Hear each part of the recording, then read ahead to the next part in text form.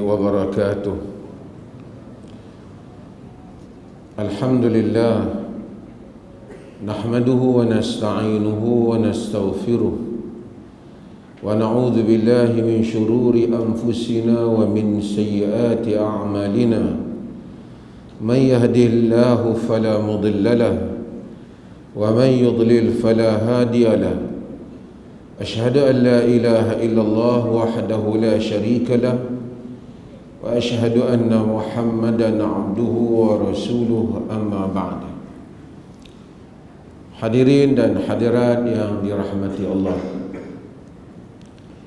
kita masih lagi di dalam membincangkan babul masajid, bab tentang berkaitan hadis-hadis berkaitan atau hadis-hadis hukum yang berkaitan dengan masjid.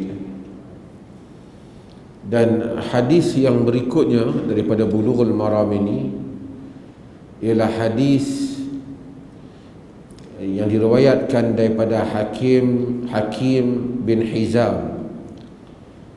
Wa an Hakim bin Hizam radhiyallahu an qala Rasulullah sallallahu alaihi wasallam la tuqamul hududu fil masajidi wa la yustaqadu fiha. Rawahu Ahmad wa Abu Dawud bisanadin dhaif. Dia kata hadis ni diriwayatkan oleh Imam Ahmad dan diriwayatkan oleh Abu Dawud dengan sanad yang dhaif. Hadis ni dihukum oleh para ulama hadis, sebahagian para ulama hadis dari dulu dan juga yang ke belakang ni, termasuk Al-Albani, dengan menghukum hadis ini sebagai hasan, hasan li zatihi, dan kita akan sebut sebab mereka khilaf dalam hal ini. Hakim bin Hizam dia kata bahawasanya Rasulullah sallallahu alaihi wasallam bersabda, la tuqamul hudud fil masajidi wa la yustaqadu fiha. Tidak didirikan ataupun ditegakkan hudud di masjid dan tidak yustaqadu fiha, dilaksanakan qisas, hukuman balas di dalam masjid. Hadis. Sebelum saya nak pergi lebih jauh, kenapa hadis ni dianggap dhaif dan kenapa pula ada yang pergi kata hadis ni hasan? Saya tak tahu buku yang ada di tangan tuan-tuan tu. Tuan-tuan ada sebahagian buku warna apa tu? Buku tu kata hadis ni apa? Hasan. Siapa ada buku ni yang lain? Dia kata apa? Hasan. Hadis ni dia datang daripada banyak jalan. Jalan ni rawi yang mengumpul hadis ni ada beberapa rawi. Antaranya ialah Imam Ahmad bin Hanbal di dalam Musnad. Imam Ahmad, hadis ni adalah Musnad Ahmad. Di dalam Musnad Ahmad, dalam rangkaian rawi dia tu, itu dipanggil sanad. Dalam rangkaian sanad dia itu ada rawi yang bernama Al-Abbas bin Abdul Rahman Al-Madani.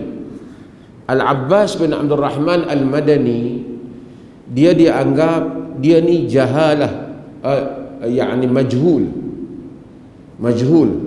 ni tak diketahui. Dia punya background tu tak tahu. Majhul ni, kalau siapa mengajar ilmu hadis, dia ada dua, majhulul ain, majhulul hal. Dia ni tak diketahui boleh diterima ke, tak boleh diterima ke, tak dapat diputuskan, tak dikenali rawi tu. Nama ada, nama tu ada, tapi standard dia tu tak diketahui. Bila berlaku macam tu, kerana rawi ni yang nak diterima ni ialah rawi yang thiqah, baru dia diterima. Tapi bila rawi tu ahli hadis tak kenal, dia ni siapa? Nama ada, dia ni siapa? Dia jadi, yang ni dia panggil apa? majhul. Daripada dhaif li jahalah. Dia dhaif disebabkan dengan tak tahulah. Jahalah ni kita tak tahu dia siapa. Maka dengan itu dia jadi dhaif. Dalam riwayat Abu Dawud, dia datang rawi lain pula masalah. Dalam riwayat Abu Dawud, dalam sanadnya ada Ismail bin Muslim Al-Makki.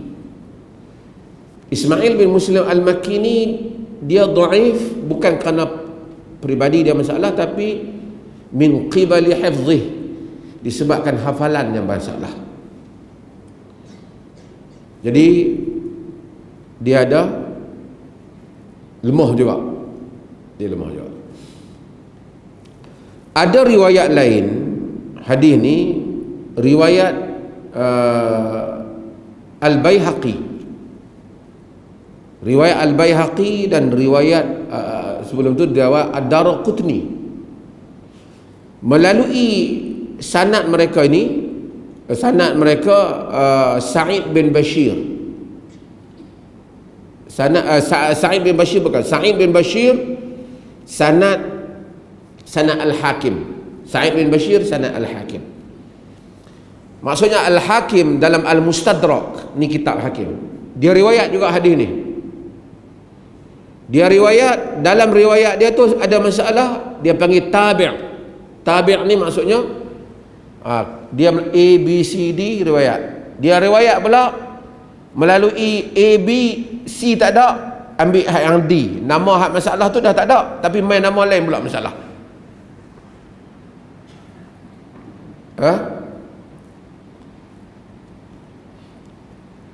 Masalah dia ialah masalah pada Sa'id bin Bashir.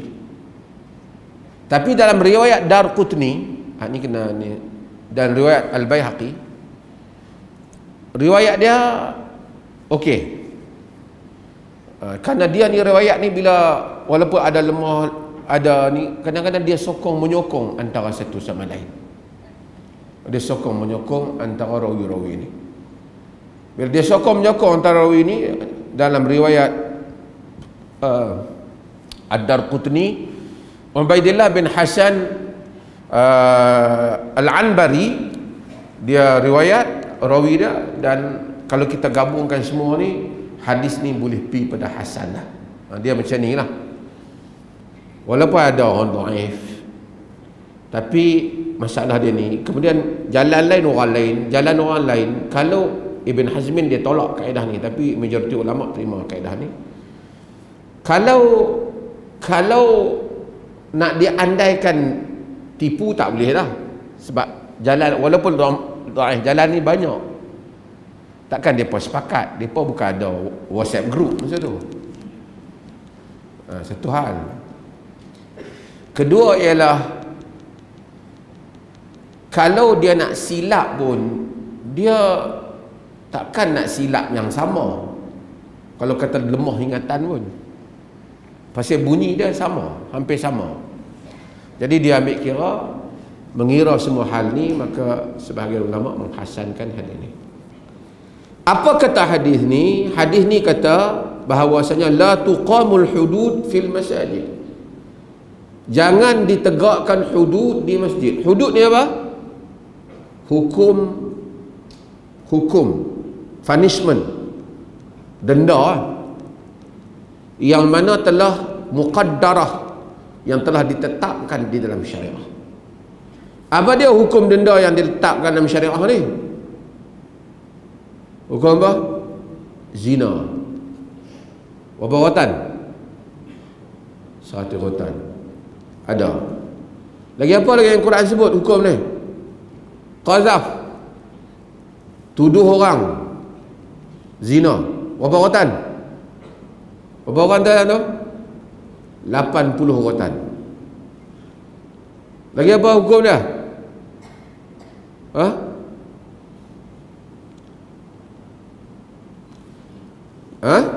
Mencuri, apa hukum dia? Potong tangan. Ni ada. Lagi apa? Qat'ut tariq, penyamun. Ni ada. potong tangan dan kaki bersilang. Hukum-hukum ni, kemudian ada hukum minum arak, yang ni khilaf. Hudud ke tak hudud? Sebagai ulama kata dia tak hudud kerana nampak ada perubahan. Ada yang 40, ada 80, nampak macam hukum ta'zir. Ta'zir ni ikut pemerintah nak bagi berapa. Ada hukum had, mati kepada orang murtad. Ini juga khilaf. Kerana kalau dia had, dia tak boleh diubah. Tapi kalau kawan tu mai, kawan tu kata dia taubat, dia apa, fuqaha kata dia tak dihukum. Jadi ini pun ada perbincangan, tak dimasukkan dalam hudud. Maka yang pentingnya ialah hukum-hukum ni tak dilaksanakan di dalam masjid. Salah satu sebab termasuk hukum balas, mata dengan mata, tangan dengan tangan, bunuh dengan bunuh. Kerana kata fuqaha ialah tidak mau dicemarkan masjid, kerana hukum-hukum tu boleh menyebabkan darah dalam masjid dan seumpamanya. Pada zaman dulu walaupun pasir, tapi suasana masjid tak sesuai pelaksanaan hukum tu, kerana orang datang untuk khusyuk, solat dan seumpamanya. Maka tak dilaksanakan. Walaupun ada qaul Imam Malik, dia kata pukulan yang ringan tak apa. Maksudnya yang ringan macam sebat tu, tak, sebat dalam tu taklah cedera. Sebat tu dia kata tak apa, ringan. Tapi hadis ini umum, maka tak dilaksanakan hukum had ni di dalam masjid. Sebab dalam masjid ni pedang pun kita tak bawa masuk, kerana dia akan mengancam ataupun dia akan mengganggu ketenteraman, keamanan orang yang masuk ke dalam masjid. Orang yang masuk ke dalam masjid. Ini adalah bab ni, dan kita tahu Nabi SAW dalam hukum hudud ni, macam saya selalu sebut sebelum ni, ada tempat yang Nabi tak bagi buat. La tuqta'u tariq, la tuqta'u al-aidi fi safar, umpama dalam hadis Abu Daud dan juga Tirmizi. Nabi kata jangan dipotong tangan ketika musafir. La tuqta'ul aidi fil ghazw, jangan dipotong tangan ketika di dalam peperangan. Kerana kestabilan hukum tak dapat dibuat, kata Al-Imam Al-Auza'i, salah satu sebab yang Nabi SAW tak bagi ialah kerana ia akan menyebabkan orang lari dan menyokong musuh. Menyokong musuh. Ini bab ni, maka hadis ni telah dijadikan panduan oleh ataupun telah dipegang oleh mazhab-mazhab Islam, menyatakan hudud tak dibuat di dalam masjid. Hudud tak dibuat. Kalau hudud tak buat, had lain tak buat lah. Orang mencuri, dapat orang mencuri, pergi pukul dalam masjid, tak boleh ya. Pasal masjid, hikmah dia tak mahu masjid jadi tempat tumpah darah orang. Imam Malik dia kata tu kerana dia tengok Omar ada pukul ringan kepada orang yang buat yang dianggap menyalahi sunnah di dalam masjid. Tapi dapat budak mencuri, katok kepala dalam masjid, tak boleh ya. Menyanggahi hudud pun tak boleh buat, pukul orang tak boleh dalam masjid. Tambah mai ajak bertumbuk dalam masjid, lagi tak badan lah. Hadis yang berikutnya ialah hadis an Aisyah radhiyallahu anha qalat usiba Sa'dun yawmal khandaqi fadaraba alaihi Rasulullah sallallahu alaihi wasallam khaymatan fil masjidi liya'udahu min qarib. Daripada Aisyah radhiyallahu anha, katanya usiba Sa'dun yaumal khandaq, telah menimpa atau mengenai Sa'ad, yakni Sa'ad bin Mu'adz pada hari peperangan Khandaq. Peperangan Khandaq ni ialah peperangan Khandaq apa dah? Parit. Peperangan Khandaq ialah peperangan pada tahun yang kelima Hijrah. Dan Sa'ad bin Mu'adz dia cedera dalam peperangan ni, dan Nabi SAW telah buat untuk dia khaimah dalam masjid untuk membolehkan Nabi menziarahinya daripada dekat. Yang ni Nabi pasang khaimah untuk orang yang cedera dalam masjid. Okey, siapa Sa'ad bin Mu'az ni? Sa'ad bin Mu'az ialah ketua kaum Khazraj, orang Madinah. Masa dia cedera ni dalam peperangan Khandaq ni, dia kena panah ni, besi di tangan dia, darah tak berhenti, dia meninggal dalam peperangan ni, disebabkan kecederaan itu. Ketika itu usia dia lebih kurang 37 tahun macam tu. Nabi SAW sebut banyak kelebihan Sa'ad bin Mu'az. Banyak kelebihan dia yang Nabi SAW sebut. Ni Sa'ad bin Mu'az ni antara orang awal yang menganut Islam di kalangan orang-orang Ansar. Quran kata as-sabiqun al-awwalun minal muhajirin wal ansar walladzina tabauhum bi ihsan radhiyallahu anhum wa radu an. As-sabiqun al-awwalun, as-sabiqun al-awwalun yakni orang-orang yang awal yang menganut Islam. Minal muhajirin wal ansar, di kalangan muhajirin dan ansar, dan Sa'ad bin Mu'az termasuk. Walladzina tabauhum bi ihsan, dan orang yang mengikut mereka dengan ihsan, radhiyallahu anhum wa radu'an, Allah redha kepada mereka dan mereka redha kepada Allah. A'adda lahum jannatin tajri min tahtihal anhar, Allah sedia untuk mereka syurga yang mengalir di bawahnya sungai-sungai.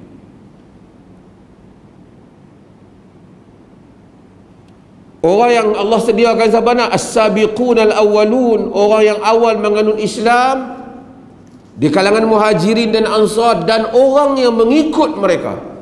Kita tak ada dah nak jadi muhajirin dan ansar. Mudah-mudahan kita jadi di kalangan orang yang mengikut mereka. Dan saat ni muhajirin dan orang ansar, orang dia segak, orang dia dikatakan dia, orang tinggi, putih, kacak, cantik matanya, elok janggutnya. Saat ni macam mana yang dia boleh masuk Islam ni? Saat ni dikenali dengan Abu Amr. Macam mana yang Sa'ad ni boleh masuk Islam? Nabi ni sebelum pergi ke Madinah, Nabi telah hantar tokoh dakwah Nabi. Siapa dia? Mus'ab bin Umair. Mus'ab ni pemuda Mekah. Mak dia sayang kat dia. Kemana Mus'ab pergi, terkenal dengan haruman dia, perfume dia. Perfume ni orang kaya lah, bukan perfume RM3.5 lah. Mak dia kaya, dia ikut Nabi SAW. Tuan-tuan, peringkat awal dakwah ni struggle, bukan soal dakwah nak lawan orang, menghadapi keluarga sendiri. Ini yang dihadapi oleh sahabat-sahabat. Mus'ab, Sa'ad bin Abi Waqqas.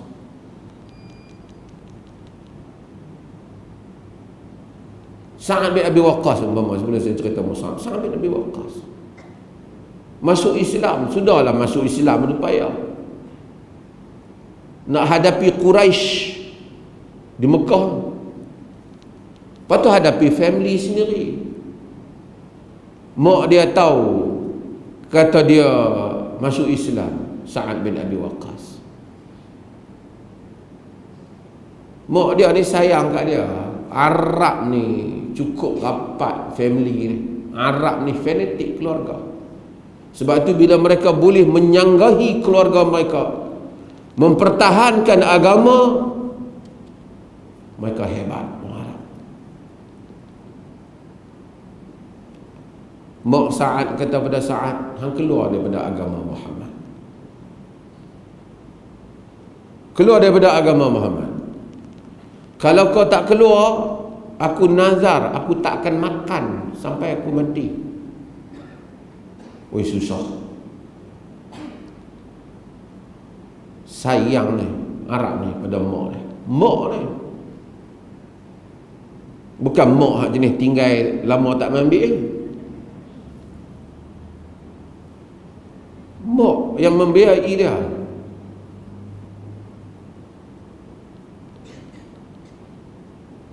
Dia kata, ta'lamina ya ummah, law kana laki mi'atu nafs fa kharajat nafsan ma taraktu dini li syai'in in syi'ti kuli wa in syi'ti fala ta'kuli. Sayang dekat mak dah, tapi dia kata, wahai ibu, ketahuilah, kau tahu tak, kalau engkau ada 100 nyawa dan nyawa itu keluar satu demi satu, hanya aku tengok nyawa kau keluar satu demi satu, aku tak akan meninggalkan agamaku. Jika engkau mau, wahai ibu, kau makanlah. Jika kau mau juga, tak payah makan. Nak buat macam mana?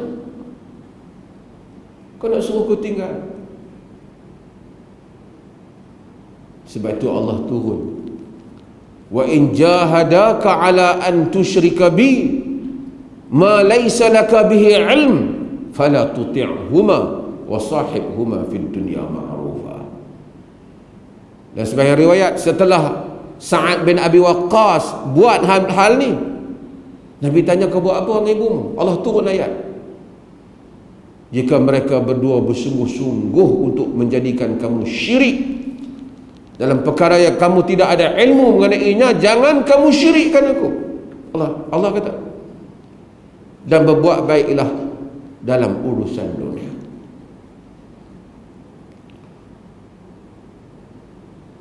Pertahan agama. Kita di Malaysia ni ada satu Malaysia Kini, Free Malaysia Today. Dua-dua ni kita tahulah siapa kepala dia apa. Semua berita dia provokatif dalam isu-isu yang sensitif. Dia tunjuk kanak-kanak 3 orang ni ataupun adik-adik 3 orang ni, kononnya macam-macam berita mereka keluar lah. Berita mereka, berita macam-macam, berita Facebook. Dia nak provoke, tapi dia bagi mesej untuk kita faham. Kita tengok yang 2 orang ni, setakat ni kita kena doa supaya mereka sabat tetap atas akidah mereka, tak tanggal tudung dia. Bahkan dia mak dia bagi tahu mak dia kena bangkit masak, dia depa nak sembahyang subuh. Tengah makan depa bangun pergi sembahyang zuhur. Bahkan hak laki tu kata mak dia, mak pergilah beli buku agama di Sungai Petani. Saya tak mau sebut kedai lah, pasal dia sebutlah kedai di situ, satu kedai, supaya baca buku tu dan terbuka untuk menganut Islam. Budak kecil ini mai terlibat dengan parti politik kerana nak menyokong DAP, kerana parti dia tu punya parti yang telah menghadamkan diri pada DAP. Habaq kata tak patut bagi Islam budak-budak tu. Ada yang hantar mai kat saya supaya minta maaf dan isytiharkan mereka bukan Islam.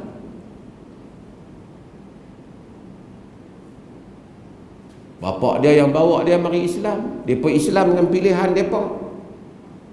Patut orang Islam kata biar mereka Islam.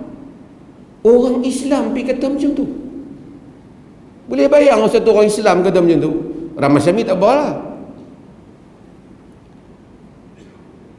Dan golongan ini ni, yang menariknya, mereka hanya muncul, geng parti ni hanya muncul bila time nak hentam Islam. Kalau tuan-tuan masih ingat, masa geng-geng nu hentam Islam, kutuk agama, mereka kata tak boleh kita marah. Kebebasan bersuara, rahmatan lil alamin. Bila Zakir naik bercakap, mereka kata tak sesuai, dia tak patut cakap macam tu, berdakwah untuk ajak orang masuk Islam. Oh, tang belah Islam tak boleh. Dia bawa keluar dalil dia tak boleh. Islam dengan hikmah dan seumpamanya. Bila geng nu ada orang nak keluar Islam, depa ni kata kita kena hormati hak memilih dan kebebasan beragama. Bila budak-budak ni pilih Islam, mereka kata tak patut mereka buat keputusan itu, mengecilkan perasaan, membelakangkan ibu mereka. Kita tak boleh faham ada kumpulan orang Islam macam ni. Bila mereka pergi ke China, mereka balik kata okey yang China buat dah terhadap masyarakat Uyghur. Kita tak boleh faham kalau ada kumpulan macam ni.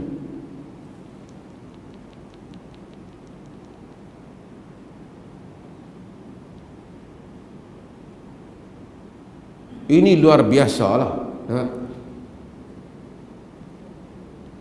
Mus'ab bin Umair hadapi ibu dia, tinggal kemewahan hidup, sehingga Abdul Rahman bin Auf pada hari Mus'ab bin Umair meninggal, pada satu hari ketika dia nak makan, dia tak jadi nak makan kena teringatkan Mus'ab bin Umair. Pemuda Mekah berpakaian cantik, haruman, mak dia sponsor dia semua, tinggalkan kehidupan itu mengikut Nabi SAW. Ketika Mus'ab meninggal, tutup kepala dia nampak kakinya, tutup kaki dia nampak kepala dia, tak cukup dia kain dia, kerana mempertahankan agama. Mus'ab ni Nabi hantar pergi mana? Madinah, berdakwah kepada orang Madinah. Hasil daripada dakwah Mus'ab kepada Madinah lah menyebabkan Mus'ab berjaya membawa orang-orang lain mari jumpa Nabi di Mekah. Dia pergi dulu, dia dakwah dulu, 70 orang yang datang mari bai'ah dengan Nabi tu, hasil dakwah Mus'ab. Antara orang yang masuk Islam disebabkan dakwah Mus'ab ialah Sa'ad bin Mu'az. Ni cerita hak ni, Sa'ad bin Mu'az ni. Sa'ad bin Mu'az dia pergi dan dia masuk Islam setelah dia tengok, dia dengar dakwah Mus'ab, dia masuk Islam. Dia ketua kaum dia, kaum Aus, dan pengaruh dia sangat besar. Setelah dia terima Islam, dia balik, dia himpun puak dia, Bani Abdul Ashhal. Bani Abdul Ashhal, dia kumpul puak dia, dia tanya semua kaum dia, kaifa ta'lamuna amri fikum? Apa pendapat hangpa semua tentang aku ni? Dia tonton tu kepimpinan yang hebat. Dia berani lah. Dia tahu dia dapat support yang cukup. Kaifa ta'lamuna amri fikum? Apa pendapat hangpa tentang aku? Kaum dia jawab, sayyiduna fadlan, pemimpin kami dengan segala kelebihannya. Apa dia kata kat kaum dia? Fa inna kalamakum alayya haramun, rijalukum wa nisaukum hatta tu'minu billahi wal rasulihi. Sesungguhnya perkataan kamu semua, sembang aku semuanya haram. Jangan nak main sembang aku, jangan nak main cakap dengan aku. lelaki dan perempuan, sehinggalah kamu beriman dengan Allah dan Rasulnya. Sehingga kamu beriman dengan Allah dan Rasul. Ahli sejarah kata, fama baqiya fi dari Bani Abdul Ashhar rajulun wala imra'atun illa aslamu, maka tak tinggallah satu orang lelaki pun dan perempuan daripada Bani Ashhal melainkan semuanya masuk Islam. Hebat tak hebat Sa'ad bin Mu'az? Sekali kempen dah taat semua.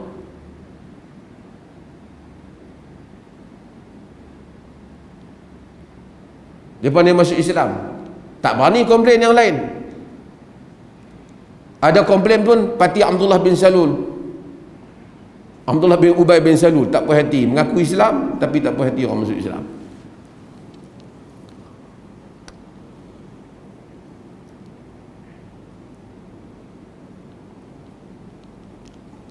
Bila dia masuk, dia jadikan rumah dia sebagai pusat dakwah. Ini orang masuk, jadikan rumah dia sebagai pusat dakwah. Maka rumah Sa'ad bin Mu'az ni adalah pusat dakwah di Madinah. Jadi Mus'ab bin Umair pergi ceramah di situ, As'ad bin Zurarah pergi ceramah di situ, semua panggil orang mai.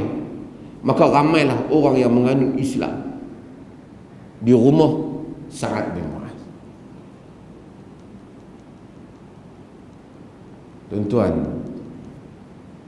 Islam ni dia menghendaki daripada kita pengorbanan. Agama kena berkorban. Ada satu orang politik tu ada jawatan sikit. Baru ni kita panggil nak mesyuarat tentang inilah isu ni. Nak mesyuarat je dengan taklimat. Pagi-pagi telefon saya, tak berani mai. Dia abang ada kematian. Baru jawatan kecil, takut.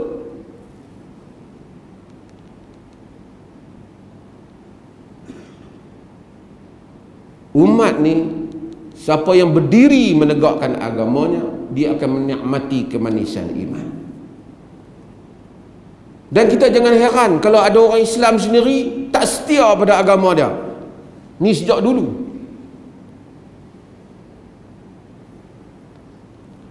Tapi akan ada yang setia.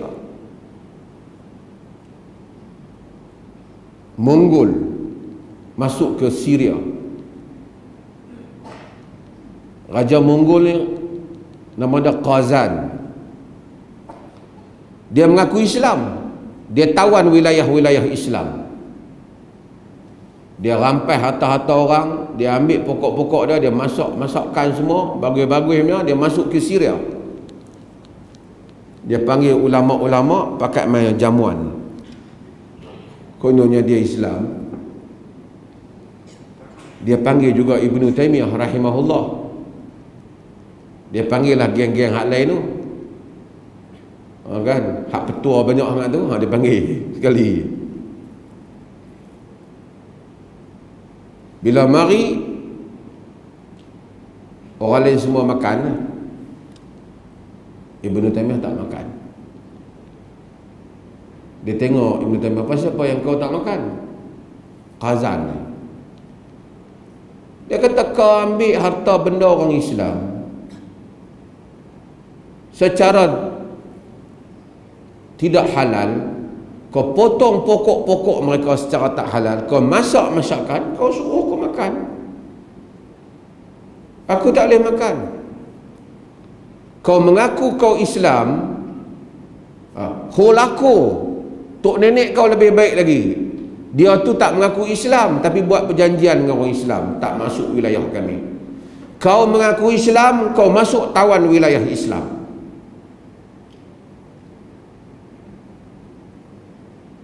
Dia kata kat Qazan. Lepas tu Qazan nak pujuk dia. Qazan kata ni, hang doa lah kat aku. Ibn Taimiyah doa ada. Allah kata, ya Allah, kalau dia ni adalah satu orang yang baik dan nak menegakkan agamamu, tolonglah dia. Tapi jika dia seorang yang menunjuk-nunjuk, cuba memusnahkan agamamu, menyanggahi ajaranmu, maka kau hapuskan dia. Ulama-ulama yang hadir, yang pakai jubah cantik-cantik, angkat jubah mereka, semua sensing kat tinggi sikit.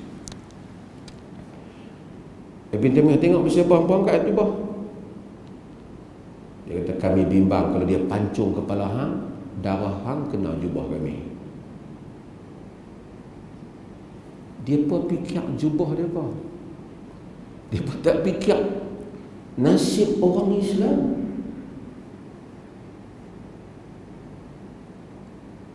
Ni Al-Imam Ibn Kathir sebut dalam Al-Bidayah wa Nihayah, fikir jubah. Bila dia keluar, ramai-ramai dah keluar habis majlis dah, dia pun kata Ibn Taimiyah, lain kali kami tak mau main majlis yang hang ada, buat kacau lah. Boleh raja tu pancung kalau rosak habis majlis yang kami kali. Tu zaman tu ada lah manusia yang hanya fikir tentang diri dia tanpa berfikir tentang umat dia.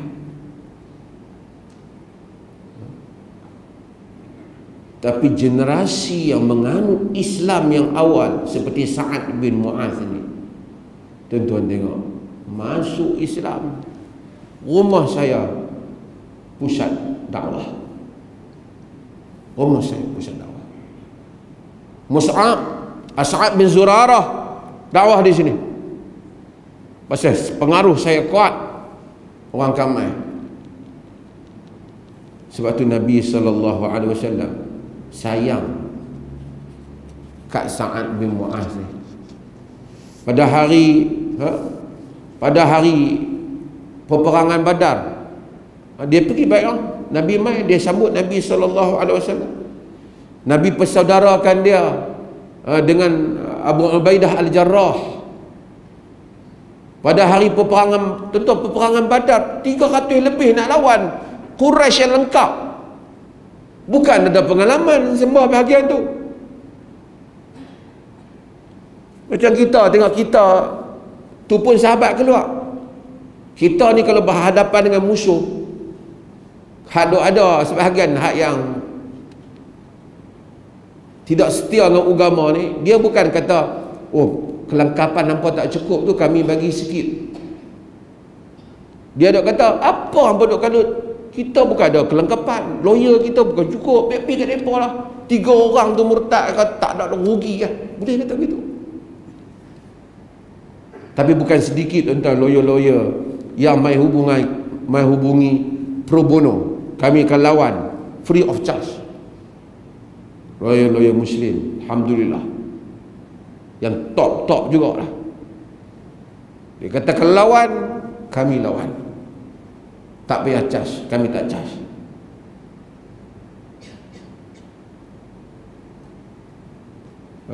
Ada hak rambut kebang tu tak payah cerita lah, tu bab lain kan. Tu tak termasuk dalam kaum muslimin.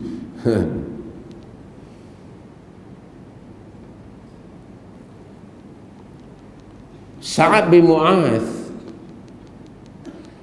bila Nabi nak pergi perang Badar, tentu susah. Orang berfikir, bolehkah kita lawan dengan Quraisy ni? Quraisy ni panglima-panglima. Sa'ad bin kata apa kat Nabi?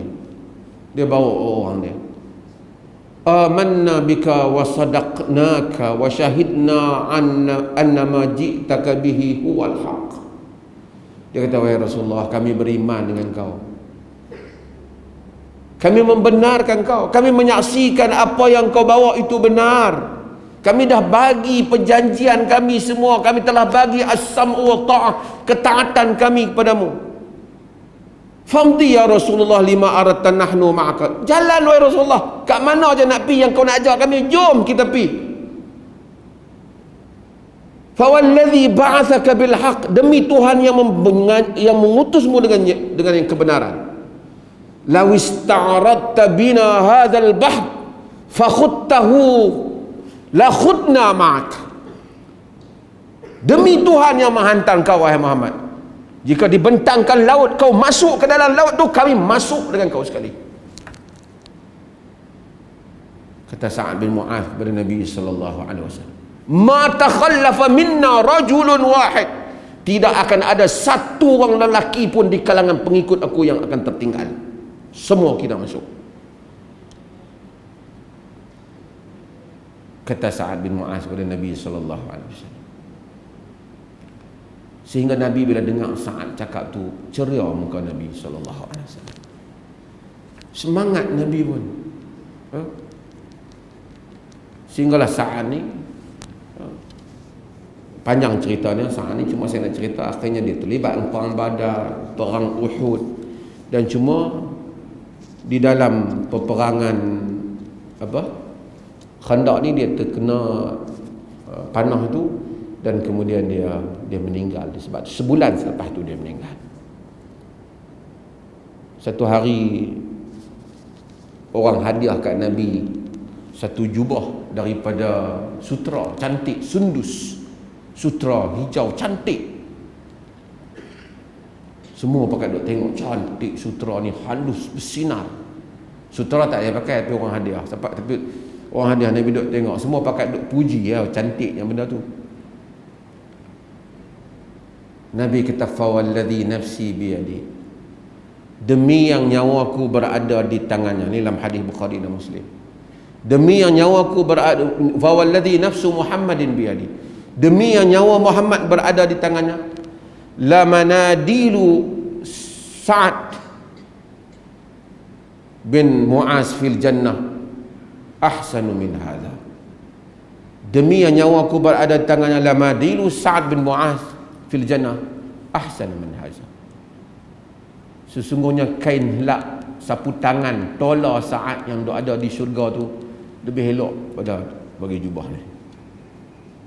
Maksudnya benda paling lekeh sapu tangan nak duk lap mulut ni, jauh yang syurga yang Sa'ad ada lebih elok pada yang ni. Bagi menunjukkan Sa'ad merupakan ahli syurga. Sehingga Nabi sallallahu alaihi wasallam dalam hadis panjang tentang Sa'ad, 70,000 malaikat yang datang menyambut Sa'ad pada hari dia terkorban. Nabi sayang kepada Sa'ad ni, Nabi Sa'ad. Sehingga Nabi kata Sa'ad adalah orang yang paling selamat. Nabi kata, inna lil qabr daghdatan, inna lil qabri daghdatan, sesungguhnya di dalam kubur itu ada tekanan. Lau kana ahadun najian minha naja Sa'ad bin Mu'adz, kalau ada satu orang yang selamat daripada tekanan tu, saya selamat Sa'ad bin Mu'adz. Maksudnya tak ada siapa yang selamat, semua kita kena. Bukan tekanan tu tekanan azab, tapi macam orang sakit, orang nak mati sakit, orang sedih, kita masuk tempat sempit, kita rasa tekanan. Macam itulah setiap orang akan rasa bila masuk dalam kubur. Kalau ada orang yang selamat, kata Nabi, hanya Sa'ad selamat, Sa'ad bin Mu'adz. Wallahu ta'ala. Tolong bang Azan.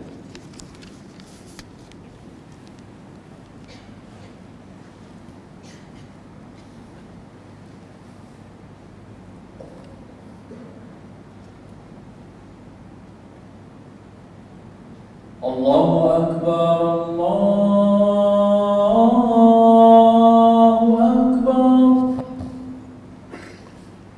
Allahu Akbar, Allahu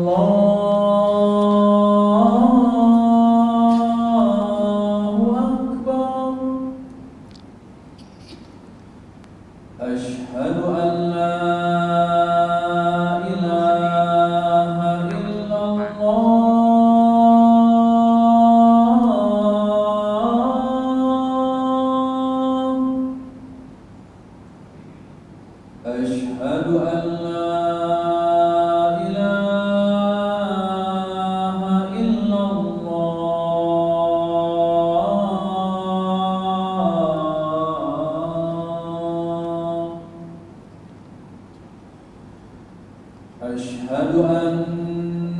محمدا رسول الله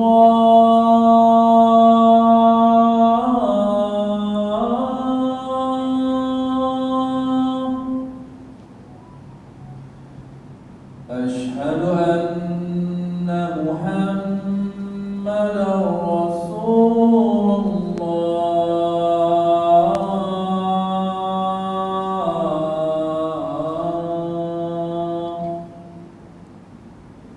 حي على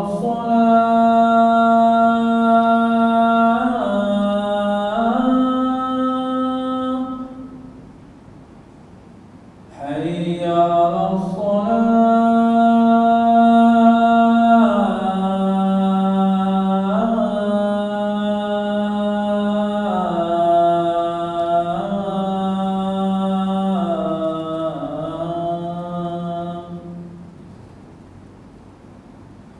حي على الفلاح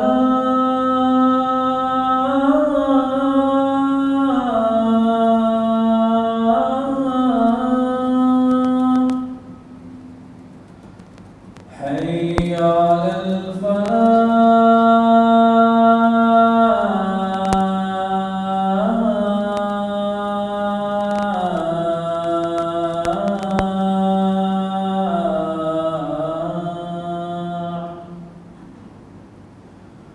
الله أكبر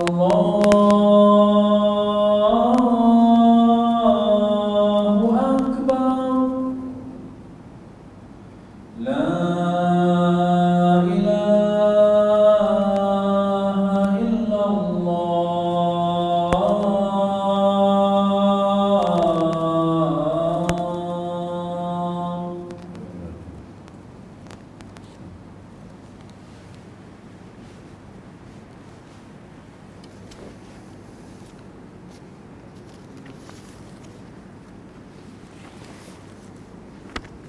Wallahu a'lam. Siapa ada soalan silakan.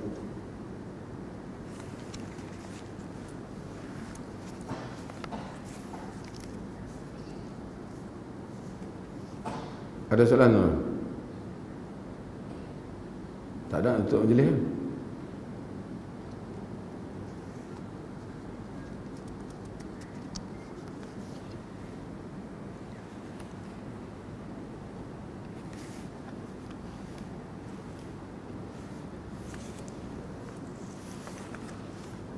Wassallallahu ala nabiyyina Muhammad walhamdulillah.